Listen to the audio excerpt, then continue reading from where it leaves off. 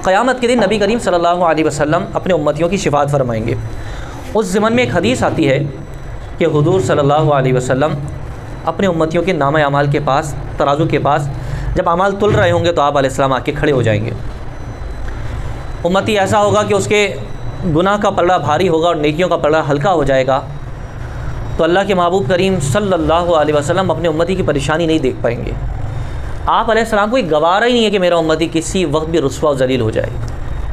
हुज़ूर सल्लल्लाहु अलैहि वसल्लम की निस्बत उम्मती के साथ कितनी गहरी है, इस हदीस का आज मैं आपको जब तनाजुर पेश करूँगा तो मुझे आपको एहसास होना चाहिए कि जो जुमेरात की शब होती है, शब जुमा जिसको आप कहते हैं, जुमे का दिन कितना उम्मती के लिए अहम होता है। नबी करीम सल्लल्लाहु अलैहि वसल्लम एक एक उम्मती के लिए ना परेशान होंगे और नामा अमाल तुलते वक्त आप अलैहिस्सलाम खड़े होंगे और उस वक्त जब एक उम्मती के अमाल कम पड़ जाएंगे तो अल्लाह के रसूल सल्लल्लाहु अलैहि वसल्लम कुछ नेकी, कोई एक चीज़ अल्लाह के रसूल सल्लल्लाहु अलैहि वसल्लम निकाल कर नेकी के पलड़े में डाल देंगे।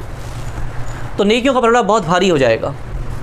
वो उम्मती खुशी से झूम उठेगा कि जिस वक्त ना मेरा बाप काम आए, ना मेरी माँ काम आए, ना मेरे दोस्त काम आए, ना मेरी दौलत काम आई, जिसके लिए मैंने सारी दुनिया लगा दी थी, वो कोई मेरे इस वक्त काम नहीं आया।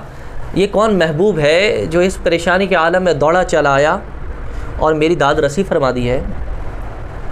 वो हश्र में आप रोते जाएंगे, हमको हंसाते जाएंगे, पेश हक़ मुजदा शिफात का सुनाते जाएंगे और आप रोते जाएंगे, हमको हंसाते जाएंगे। वो अजीब व गरीब आलम होगा। जब आप अलैहिस्सलातु वस्सलाम पर्ची रख देंगे तो इंसान ख़ुद पूछेगा, साइल पूछेगा, उम्मती पूछेगा कि आप कौन हैं। अल्लाह के महबूब इरशाद फरमाएंगे, मैं तुम्हारा नबी हूँ कि जिसको तुम दुरूद में याद करते थे, मैं तुम्हारा नबी हूँ जिनका तुम कलमा पढ़ते थे। तो वो उम्मती अर्ज़ करेगा, अल्लाह के रसूल सल्लल्लाहु अलैहि वसल्लम, ये मेरे नामा अमाल में जो चीज़ शामिल की गई है ये क्या है। तो अल्लाह के रसूल सल्लल्लाहु अलैहि वसल्लम इरशाद फरमाएंगे, ये वो दुरूद पाक है जो तुमने मुझ पर पढ़ा था, मैंने इसको महफूज करके रखा था और आज इसको तुम्हारे नामा अमाल में दाखिल कर दिया है। अब हम और आप इतना दुरूद पढ़ते हैं, सारी ज़िंदगी दुरूद पढ़ते हैं, लेकिन हुजूर फरमाएंगे ये वो एक दुरूद है जो कम पड़ गया था, मैंने तुम्हारे नामा अमाल में दाखिल कर दिया। और एक दुरूद की फजीलत इतनी होगी कि वो कई गुनाहों पर भारी हो जाएगा। अब सवाल ये पैदा होता है कि अल्लाह ताला ने हर नेकी लिखने के लिए फ़रिश्ते मुकर्रर कर दिए हैं, हर बदी लिखने के लिए फ़रिश्ते मुकर्रर कर दिए हैं। अगर नेकी की जाएगी तो फ़रिश्ता लिखेगा, ये उसकी ज़िम्मेदारी है। अगर ख़ता होगी तो फ़रिश्ता तहरीर करेगा, उसकी ज़िम्मेदारी है। और वो सारा का सारा जमा होकर बारे इलाह में पेश कर दिया गया। उसी बुनियाद पर तो मीज़ान कायम हुआ था, उसी बुनियाद पर तो अमाल तोले जा रहे थे। तो सारी की सारी नेकियां तो फ़रिश्ते ने पेश कर दी हैं, सारे के सारे गुनाह तो फ़रिश्ते ने पेश कर दिए हैं। फिर ये वो कौन सा मामला है कि जिसको नबी करीम सल्लल्लाहु अलैहि वसल्लम ने इरशाद फरमाया कि एक दुरूद तुमने पढ़ा था, पेश कर दिया है। आप ये नुक्ता समझ लीजिए मेरे दोस्तों, जब अमल ज़ाहिर हो तो फ़रिश्ता तहरीर करता है, चाहे कौल से चाहे फ़ेल से।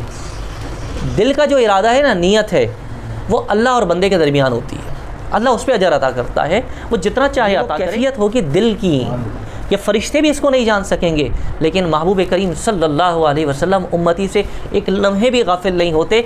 जब एक उम्मती तन्हा बैठकर दिल से नबी पर दुरूद पढ़ता है तो अल्लाह के महबूब करीम सल्लल्लाहु अलैहि वसल्लम वो दुरूद भी महफूज फरमाते हैं। और ये वो दुरूद होगा जो हुजूर ने उसके नाम और नसब के साथ तहरीर फरमाया है, लिखा हुआ है।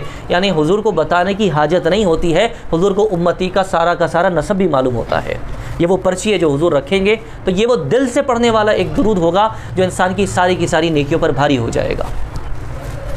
एक और सवाल इसमें हदीस में है कि दुरूद जिस शख्स की पर्ची जिसके तराजू में रखी जा रही है वो कोई गौस नहीं है, वो कोई कुतुब ज़मा नहीं है, वो कोई वली आलम नहीं है, वो कोई हाजी और शुहदा की बात नहीं हो रही, बल्कि महबूब फरमाते मेरी उम्मत का वो गुनाहगार शख्स है, उसके गुनाहों का पलड़ा भारी होगा। यानी गुनाह ज़्यादा किए हैं ज़िंदगी में, नेकियां कम की हैं उसने, लेकिन गुनाह और नेकी निस्बत का मयार नहीं है। निस्बत का मयार तो अपने आका से वफ़ादारी हुआ करती है, निस्बत का मयार अपने आका से उल्फत हुआ करती है, निस्बत का मयार अपने आका से दिल की गहराइयों से ताल्लुक़ हुआ करता है। तो अल्लाह के रसूल ने इरशाद फरमाया वो गुनाहगार होगा, उसके गुनाह ज़्यादा होंगे। जभी तो महबूब करीम सल्लल्लाहु अलैहि वसल्लम अपनी जेब ख़ास से, अपने ख़जाना ख़ास से, अपने दामन ख़ास से वो पर्ची निकाल कर उसके तराजू में रखेंगे, क्योंकि नबी को मालूम है ये है गुनाहगार लेकिन मुझसे प्यार करने वाला है, उम्मती है, मुझ पर दुरूद पढ़ने वाला।